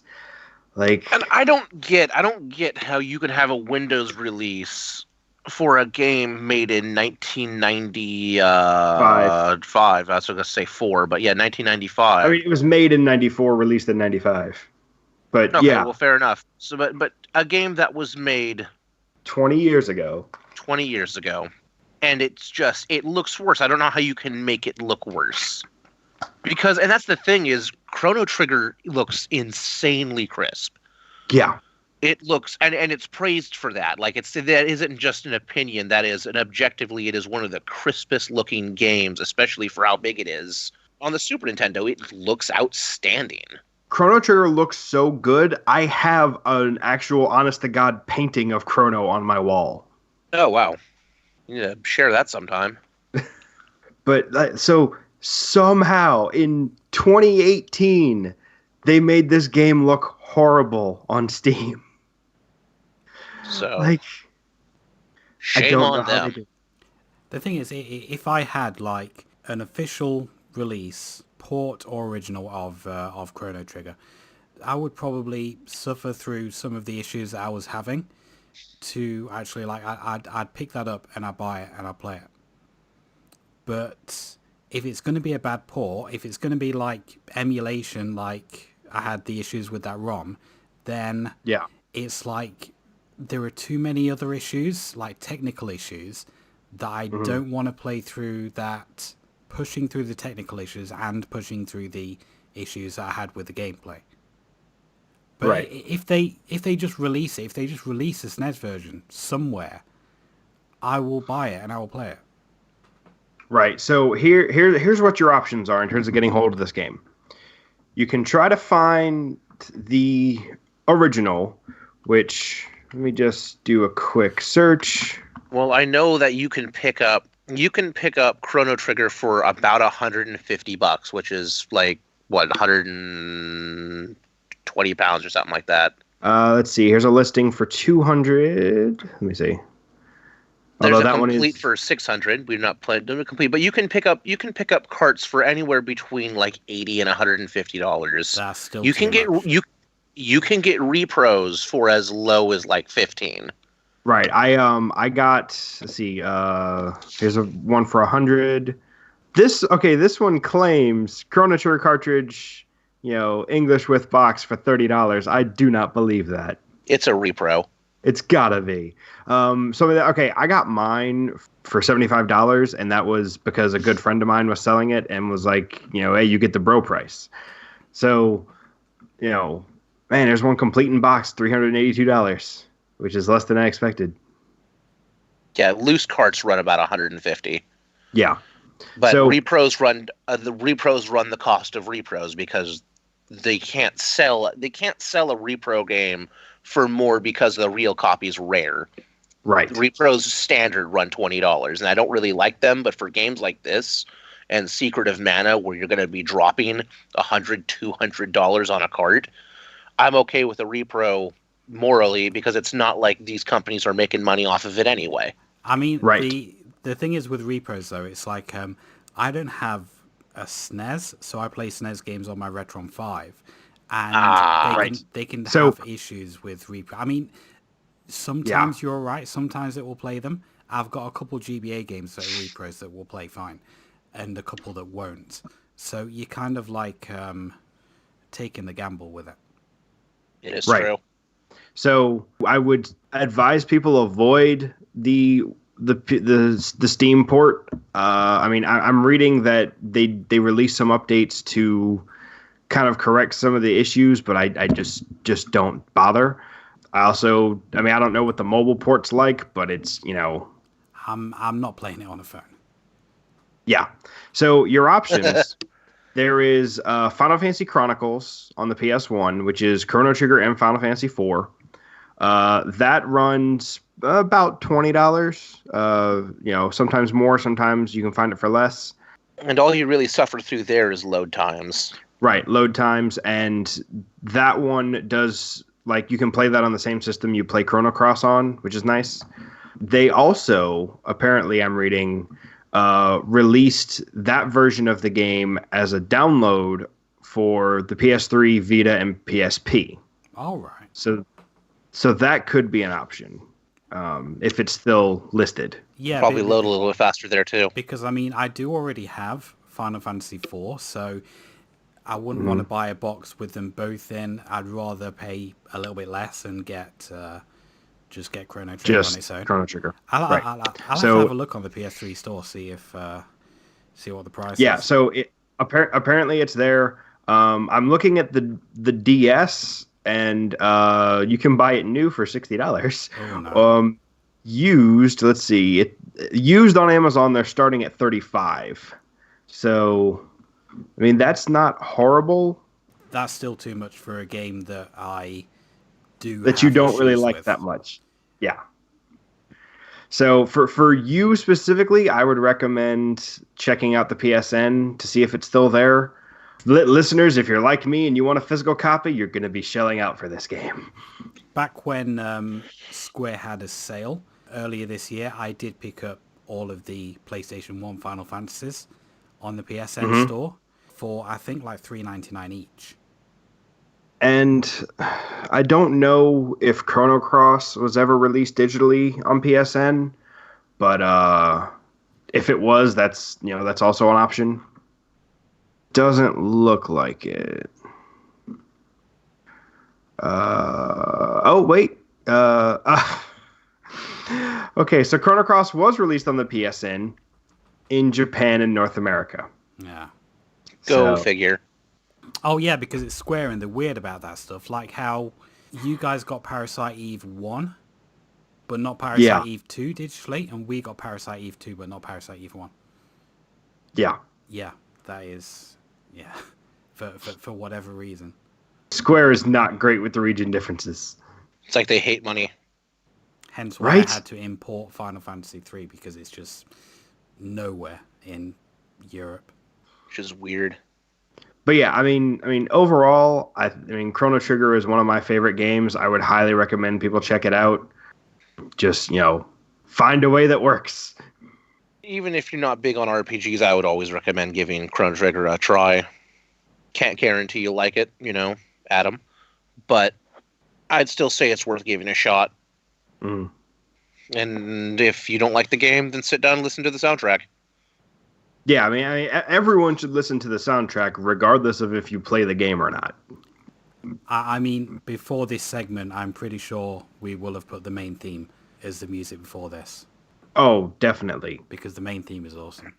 I know they tour through the US, but I think they tour worldwide, is the Legend of Zelda Live Orchestra.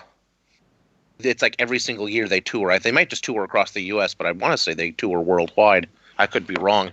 But basically it's a live orchestra and they play a whole ton of music from the Legend of Zelda series. Square do have one as well. I believe the tour is called Worlds of Final Fantasy. Oh, right. I always forget about that. And They should do one for Chrono Trigger. I just play the soundtrack of the game. it wouldn't surprise me if they've played Chrono Trigger on one of those. But yeah, anyway, I think we're probably getting off topic there. It is definitely something that I would like to try again with a better version than the one I had. And Oh yeah, definitely find a better version than that. and yeah, if I can do that, then I'll probably revisit it and just see if I can get on with it a bit better. Yeah, if that's everything that we've got to say on Chrono Trigger, then I think it's time to move on to our last game.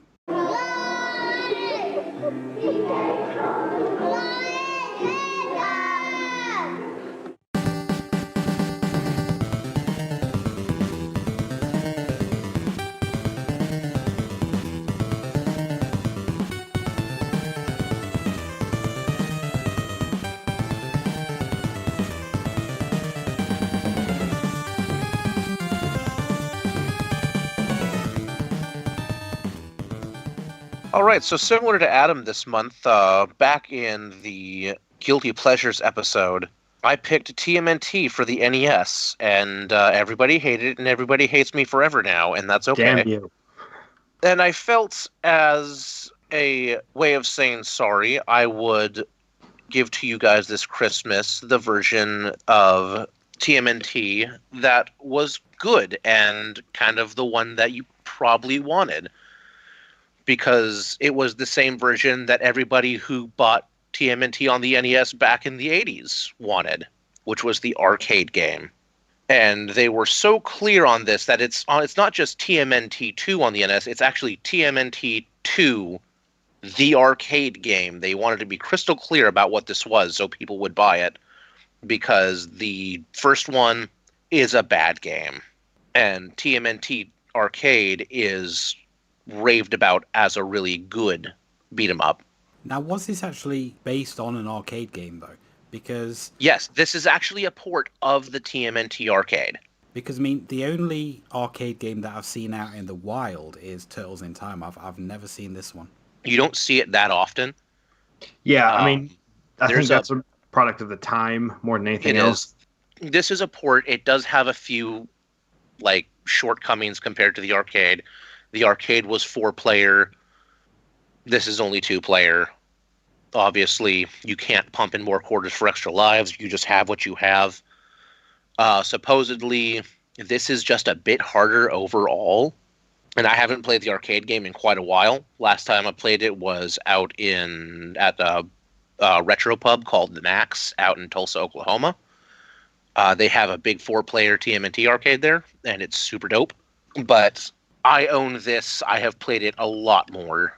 It's a TMNT beat 'em up. There isn't really much to say about that. You have your 4 turtles to pick from. Shredder's being a dick. Stop him. That's all that really happens. It has all of your standard levels in it, where it's like run around the city, run around the sewer, and the gratuitous skateboarding level or surfing level, depending on which game you're playing. The auto scroller, essentially. And what did you all think? Because I don't really have a whole lot to say about it as a whole. Well, I thought it played a bit like, like Hyperstone Heist or whatever. What was it we played last time? Turtles in Time?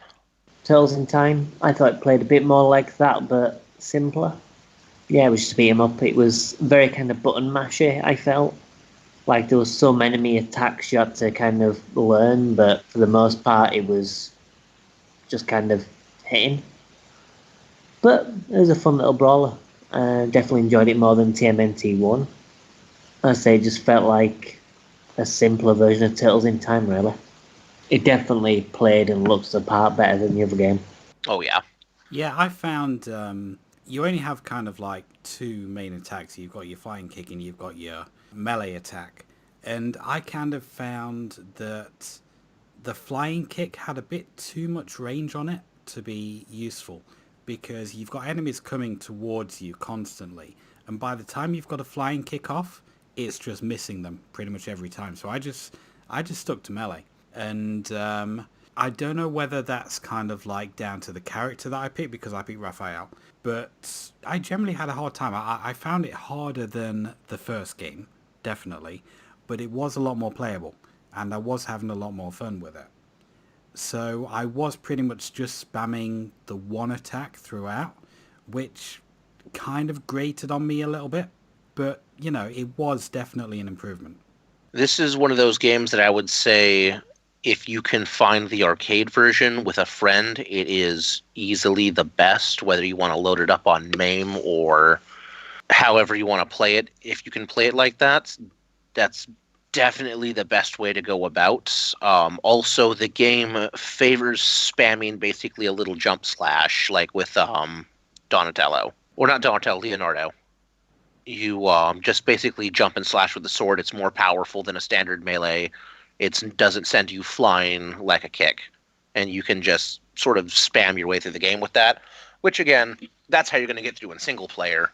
On reflection, Raphael's probably the wrong character to pick, because he has very short range. Very short range. Whereas I'm guessing the others are kind of like a little bit easier if you're mainly using melee.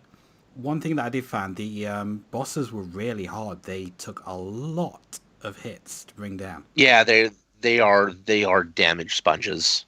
I had not played this game before this, so I tracked down a version, and I started playing and immediately realized I had played this game before, because it was, arcade beat 'em up. It felt a lot like, a lot of the others. Yeah. You hadn't played this game before, but you had played this game before. Yeah. That was kind of my experience. Like, oh, it's this game. Definitely better than the original TMNT on the NES. It's fine. Obviously, I like Turtles in Time better, but that's because Turtles in Time is just, better. It's like peak Turtles. Yeah. Turtles in Time is a fantastic close out to the original Ultra Turtle games, really. Because I would call it the Ultra Saga. Because you had, there was 1, 2, 3 Turtles in Time, and then the Genesis got Hyperstone Heist, which was really just Turtles in Time remix. Right. Wasn't Turtles in Time the fourth one? Yes. Oh, well, I want to say that Hyperstone Heist came out very soon afterwards, so I guess Hyperstone Heist would be the final one. But it was also Genesis exclusive. And who ever owned a Sega? Still have not gotten my hands on a Genesis. I now have 2 of them. So do I. But yeah, I mean, really, there's not much to say about this game as a whole. It is a TMNT beat 'em up. They're all a little of the same. The difficulty varies wildly, like not from game to game, in between the games. Mm. Oh, I forgot that there's like 3 or 4 Game Boy games too. Yeah, I think in the late 80s, early 90s, there was Turtles everything. Oh yeah, I mean, they're so popular. Honestly, I never really got all that caught up in Turtles hype. I mean, around that time, you were kind of either into Turtles or into He-Man, and I was always more and you into chose He-Man. wrong. I had like all the He-Man toys and Castle By Grayskull. the power and of everything. Grayskull. Yes, but there were a lot less of those than there were of Turtles, weren't there? Hmm. I know. I think it's telling how much of an impact Turtles had that I was born in '90. So, was not really of the age to properly enjoy media for a few years. And yet I was still super into Turtles. Like, that yeah. it lasted that long. My brother had a whole bunch of the crazy TMNT action figures that were all stupid. Like there was a Raphael baseball action figure, and you would he pivoted at the waist, and you would put a maybe it was Donatello. Now that I'm thinking about it, because that makes more sense. Because you would put the bow in his hand, and then he would twist the waist, and he would lock, and then you'd click it, and he'd swing. His waist would spin back like he was swinging a bat, and it was just like, what the hell even is this? Why is this an action figure? Because money. I think I may have had that. I mean, I did still have like one or two Turtles figures. I'm pretty sure I had one where the waist kind of like snapped back. It made no sense, and that was okay. A lot of I remember that he had a couple of the TMNT figures where the shell would pop open, and like the arms and legs would fold up into the shell, and like little turtle legs would come out, and the head would spin around for like a normal turtle head. So you had like the pre-mutagen, post-mutagen turtles, and why I don't know, but that was a thing. Before Pokemon, there was the Turtle Mania. Yeah, like I say, it was everywhere. Even though I was more into He-Man, you can't really escape the Turtles hype. And I did have a few things. Like I said, I had a couple of the figures. I had the Vanilla Ice 7-inch song from the film, that Go Ninja, Go Ninja Go. Go Ninja, go Ninja, go. I almost wonder if Turtles would have kept its momentum had Power Rangers not come out in 93. And I mean, there was a Power Rangers TMNT crossover. There was, but we don't like to talk about it. But yeah, there's been a Batman TMNT crossover as well. Yes, that's actually pretty recent too. It was very dumb, but I liked it. Yeah, so I feel like Turtles almost set up the Team of Heroes thing that got super big in the 90s. Because, I mean, you had, Power Rangers and Ronin Warriors and Sailor Moon and, all these different, it's a team of heroes. I am so upset with you right now that you didn't mention the big bad Beetleborgs. Okay, so Beetleborgs, VR Troopers, and the other Saban shows were just Haim Saban doing more of his own thing. Like, the big bad Beetleborgs could take on any group of Power Rangers. they wouldn't fight; they'd work together. Yeah, right. Unless you count when they used the suits for Forever Red. But no, like Turtles had such a massive impact, which is why they had so many of these arcade games that did so well as arcades were starting to die out. And that's the thing is the Turtle Mania died off, but the Turtle fandom never did. Yeah. I mean, there's been so many games across all of the consoles, and people just sort of stopped thinking about them after a while because the peak was basically Turtles in Time. Right. I mean, hell, didn't we just get a new Turtles game a few years ago from Platinum? Yep. Yes. Apparently not a very good one. Well, I mean, that's kind of Platinum's output, isn't it? It's either Bayonetta or Legend of Korra. So yeah, the fandom is still there. It just kind of like needs the right kind of direction. We need another Secret of the Ooze. Yes. You need to With get the Vanilla animatronic Ice out of suits. retirement. I'm assuming he's retired because I have no idea if he's released anything recently. But get Vanilla Ice out of retirement. Get him to do another Turtles song. They'll be back up on top again. So, I mean, what's recent to you? Depends on the context. Like, he tried to switch up his sound back in like the mid to late 2000s. I think I remember like a failed comeback. And he kind of took on a rap rock tone of Limp Bizkit. And he just kind of like redid a bunch of his songs, and it's kind of better. I know he did a little bit of work with Insane Clown Posse, but outside of that, I'm not entirely sure. He also had a reality TV show. Wait, are you talking about... That must have set the world on fire. Are you talking about the one on DIY Network? Yeah, where he like did houses, like he rebuilt houses and shit or something like that. Yeah. God, that's... Like, I've seen the commercials for that while watching other stuff by that same... the Vanilla Ice Project. Company. Yeah, it's like, really? That was going 2000 as late as 2018. Wow. We're totally off track now because Vanilla Ice is way more interesting than TMNT apparently. Oh, jeez. Robert Van Winkle. No wonder he goes by Vanilla Ice. Guess Anyway, it's- yeah. So TMNT 2, the arcade game, and Vanilla Ice, the American National Treasure. Oh, jeez. Yeah, it's a decent enough game. It's all right. I didn't manage to get majorly far. I got past the sewer. That was with a major amount of saves coming. Yeah. But it is definitely playable. I mean, you kind of know the formula with those Konami beat 'em ups. You know, it's they all kind of play more or less the same. And you know you're going to have like a bit of fun with them, whether it be like Turtles or Simpsons or whatever you. Right. Really, I hope this just makes up for TMNT 1 a little bit, maybe. It doesn't, I know. I'm sorry. I still have my cartridge of that. It's like I don't have the heart to give it to someone else. To inflict it on someone else? Yeah. Fair enough. Boy, you gotta stop buying these games you don't like for this podcast. So yeah. TMNT, thumbs up from me. No thumbs up Hooray. from Robocop, obviously. Adam, did you enjoy it as well? Yeah, as I said before, it's a pretty solid beat 'em up and very much in the vein of Turtles in Time, just a bit simpler and a bit more button mashy, but it's decent. As you say, it's better than TMNT 1 on the NES, but that's not fucking hard. Yeah, okay, so that was TMNT 2, the arcade game. That was the 4 games that we've got for you this episode. So we're going to take a quick break and we're going to talk about some of the favourite games that we've played this year and maybe some of the worst ones as well. So we will be back with you shortly.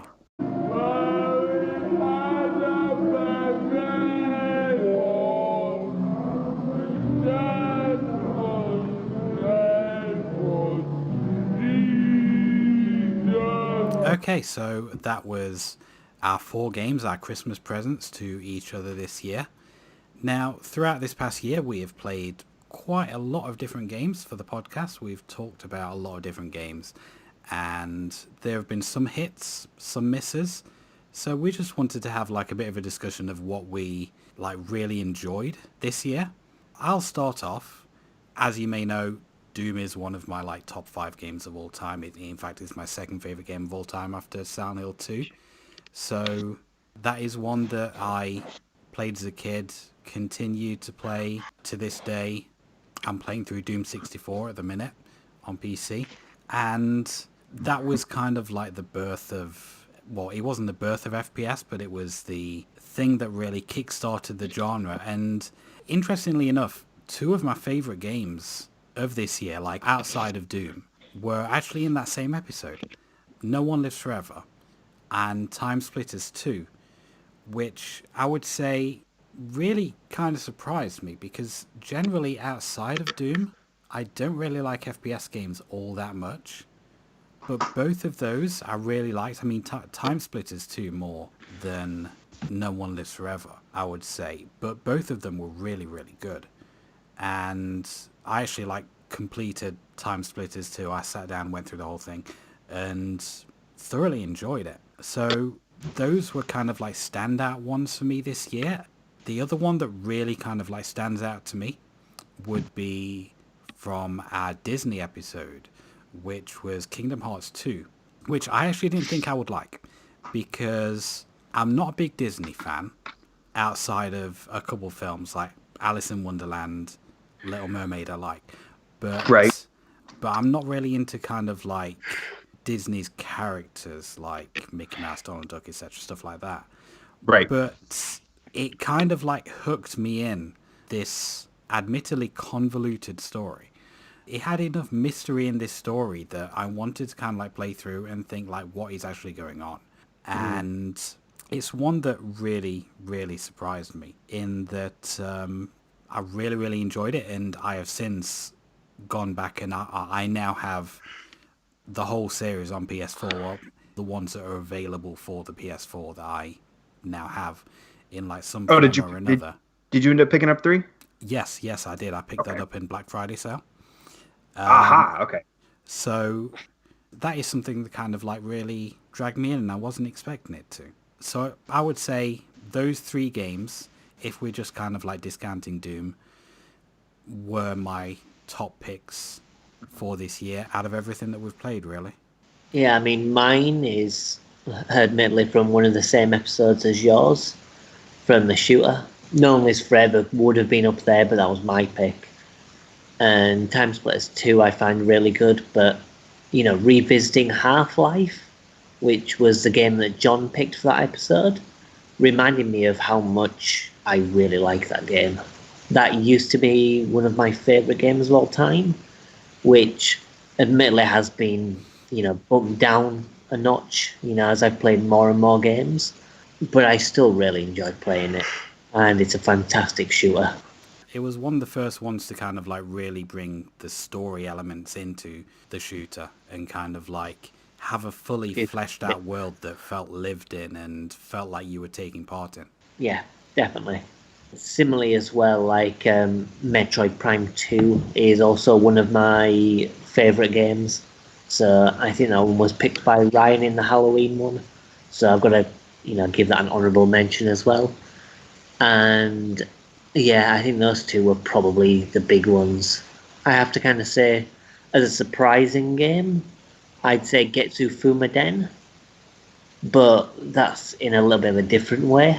It surprised me because I expected it to be a lot better than it was. Yeah. It still has a art style and great music, but considering it's from the Castlevania guys, I expected it to be a bit, you know, better than it actually turned out to be.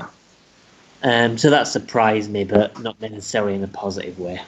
I would say, and this isn't really a favorite or most surprising, but the game that sent me down the biggest rabbit hole was Marathon, because like I love Bungie's output, but I had most of my experience with them is Halo and Destiny, so getting to experience pre-Halo Bungie was very interesting for me, and to the point where I started digging more into their past, and to the point where now, I'm going to have a whole series on just Bungie on my YouTube channel, just because of how good they have stayed for such a long time.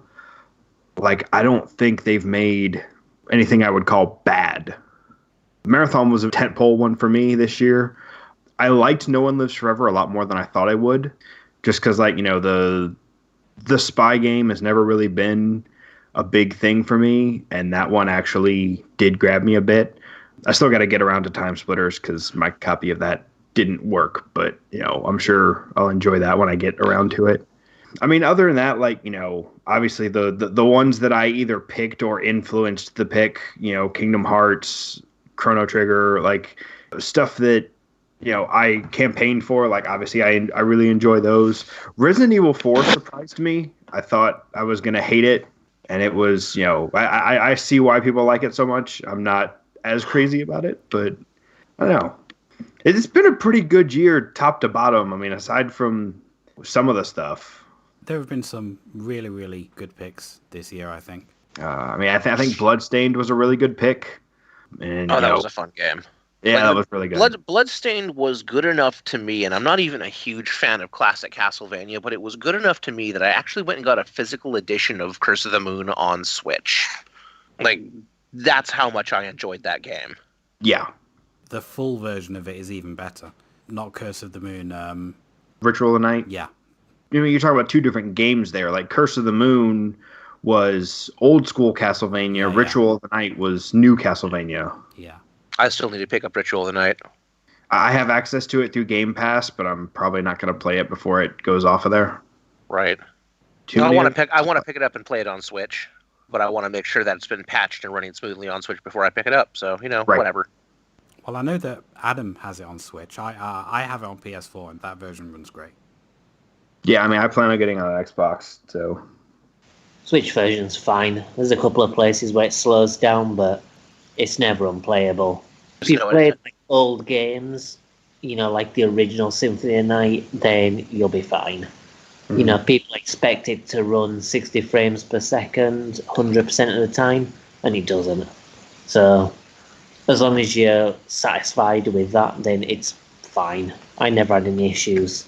Right. And I'm going to fix those blips, but honestly, it's not an unplayable mess like some people say it is. People just being snobbish. All right.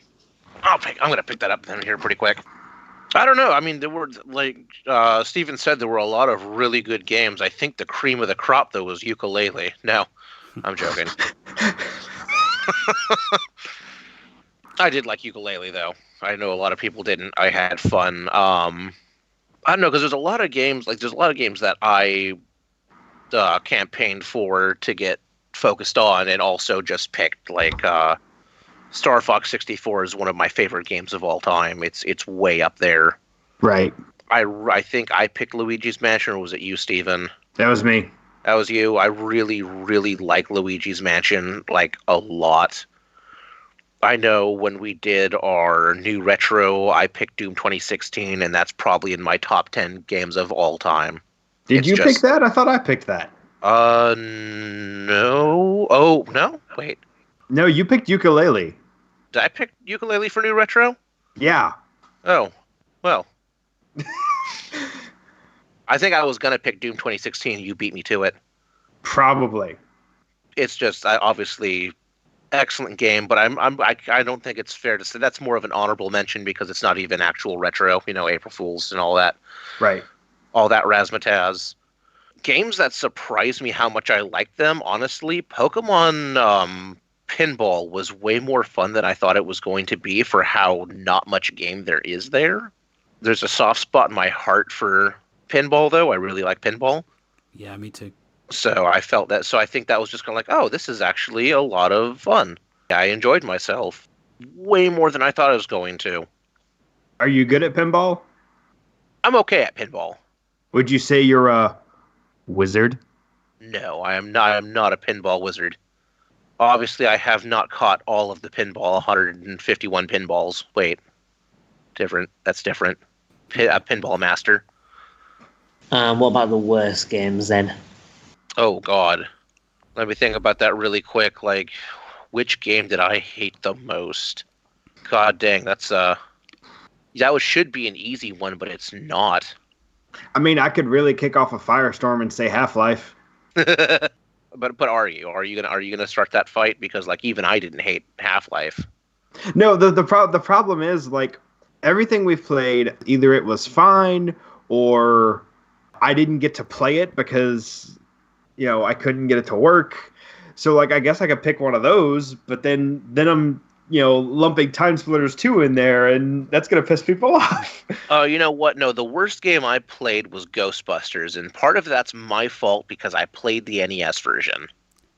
Yeah, okay. Yeah, that's I mean, fair. that is why I said so many times, do not play the NES version. It's terrible. And I threw caution to the wind. I guess I could piss off the listeners by saying Ocarina of Time, but... Yeah, Ocarina of Time's one of my worst. I mean, excluding shmups and JRPGs, which just aren't my type of thing anyway. Right. Ocarina is probably going to be one of the worst ones on there. I mean, I would say Getsu Fumaden is probably one of the most disappointing for me. Because, like you said, it seemed like it was going to be better. I'd go for Getsu Fumaden as well, I think. I definitely didn't enjoy Crash Team Racing as well. I just felt it was kind of mediocre Mario Kart ripoff. And I didn't really gel with any of the characters, so it was just kind of there. I mean, not necessarily bad or anything. Like, the ones I mentioned now aren't necessarily bad, they're just the worst of the ones that we've played. The problem with Crash Team Racing is it was a very well-designed racing game that wasn't Diddy Kong Racing. He's right, though. I will stand up for Crash Team Racing until the end of time. Except for the remaster. I mean, yeah, like, I'm with you. It's a good game, but Diddy Kong Racing is better. I know how to start a fight right now. My second least favorite game this year was Kingdom Hearts 2. I mean, yeah, a lot of people don't like Kingdom Hearts. It's not news. Yeah, I'd go for that, but I say I'm kind of leaving out JRPGs because I don't think it's fair. Because I just basically list all the JRPGs. I mean, look, favorite. this is partially your fault because you let me be on the podcast. Sounds a lot like victim blaming to me. I mean, he was the one technically in charge when we started up, so It's true. It's true. Really, when I look at all these games we've played, most of them I like pretty damn well. yeah. I mean, we have played some of the greatest games of all time this year. I mean, we played Doom, we played Super Metroid, we played. I mean, this one's a bit more divisive, but we played Chrono Trigger, we played Pokemon Crystal, We played Halo 2. Yeah. We played Donkey Kong Country 2. Like all these things, all these are like. I mean, we played Street Fighter 2. Are pretty they're renowned games. These are games that almost everybody has heard of. There are games in this list from this year that changed video games forever. And then there's Ukulele. But yeah, so I think it's overall been a really positive year. There's been a lot of really good games, a lot of really good discussions. Not too many bad games, honestly. The good ones definitely outweigh the bad this year, I would say. Mm-hmm. I mean, I had a good time. Yeah, I mean, it's been a pretty decent ride this year. Like, we didn't have anything, super horrendous like last year. I feel like I feel attacked. I mean, you weren't the only one that picked something bad last year. Like, some of the Christmas games got a little iffy. I think definitely the change of format helped as well, because it wasn't just letting people go wild with their choices. Instead, we focused on a topic and looked at some key examples from, that area. What I'm hearing is that you got tired of me finding ways to incorporate RPGs. Well, yeah. Got tired of here is somehow another Final Fantasy. Well, I suppose that leads us nicely into the next part, which is my announcement. I am going to be leaving the podcast. This will be my final episode. And Steven's RPGs have finally broken me. And I can't take it anymore. Yeah, we'll be definitely sorry to see you go. Hopefully you'll be back for a few episodes here and there. Yeah, I mean, mainly to do with how my, situation is at the moment, my life is. It's just a bit more difficult to do now than it was when I originally started. Yeah. So it's doing this all the time is not really suitable. But yeah, I'll definitely be happy to come and guest every now and then. But yeah, so I wish you guys the best of luck, and I'm sure you'll do well without me, and I'll continue listening. I think I probably speak for everyone when I say, thank you for initiating this podcast, because it was down to you that we all came together. And it's definitely something that's had a positive impact on my life over the past couple of years. Yeah, I mean, this, basically the same thing. Like, this has had a good impact on my life, and it's been a lot of fun. And I know it's kind of become something different than it was when it originally started, but I think it's better for what we've been through with it. I was when this was first going on, my marriage was getting really, really rocky, and then it collapsed a couple months later, and it's all because of the podcast. No, but it got really shitty there for me for a while, and having this to look forward to and focus on just really helped. I mean, it sounds silly, but it super helped me out, and it really dragged me through, and I thank you for that. Just this kept me going, because it was really crappy there for a minute. Well, I'm glad to hear that. So it's where you are going to be missed, and like we've said, where we hope you do show up here and there, surprise visit us. So yeah, I will do. Especially maybe during the summer when I've got a bit more time. That might be a good time to do a guest episode, maybe. But we'll see how it goes. Yeah, cool. It is definitely the end of an era, but we will continue on. And I hope everyone will continue to listen. I hope Adam will continue to listen as well. Indeed, I will. And we will, I'm sure, cover some more great games, some more terrible games next year as well. Well, as long as Steve keeps picking up his RPGs, then I'm sure you will. I actually think I have calmed down for next year. I think I picked a lot more of stuff y'all would enjoy next year. Well, time to start picking RPGs, I guess. You have to leave this on me. I mean, make no mistake. I got a whole lot of RPGs left to work into this show. I just, it's going to take some time. And actually, before we finish up, speaking of RPGs, we had a competition last month to win a copy of Pokemon Gold. And I believe, Ryan, you have the name of the winner. I do have the name of the winner, and this was it was not quite a month long. I actually had to cut it just a little bit short because I was late on getting it out. But it is for a physical original copy of Pokemon Gold for the Game Boy. It comes in a very nice repro case. We had a very good turnout for this drawing. I don't know why. Maybe it was just the ways I had to enter. Maybe it was just the fact that people like Pokemon. I think it's more of the latter. But the lucky winner is Bruno, and I'm sorry if I butchered this last name a little bit, but the winner is Bruno Morera. We will be getting in contact with you very quickly for a shipping address, and all shipping is covered. But we will get that shipped out and sent to you very quickly. Yeah, so congratulations. Congratulations. Maybe we'll have some more giveaways here this upcoming year. Probably should, and maybe you can get lucky and win some more stuff. You can definitely look forward to a lot more games coming up in this next year. We have a whole bunch of console specials coming next year as well as kind of like usual topics, your seasonal stuff, and a few kind of different ones that we haven't covered before thrown in as well. So hopefully you continue to listen. And just wanted to repeat what I said earlier. Thank you to Adam. We're going to miss you on here. And it will be different, but we will continue on. So it's time for us to say goodbye. So goodbye. We will see you next month. And I'll Next see you year. next whenever. Next And, decade, even. Oh, you beat me to it. God damn it. Bye, everyone. Bye. Goodbye. Goodbye.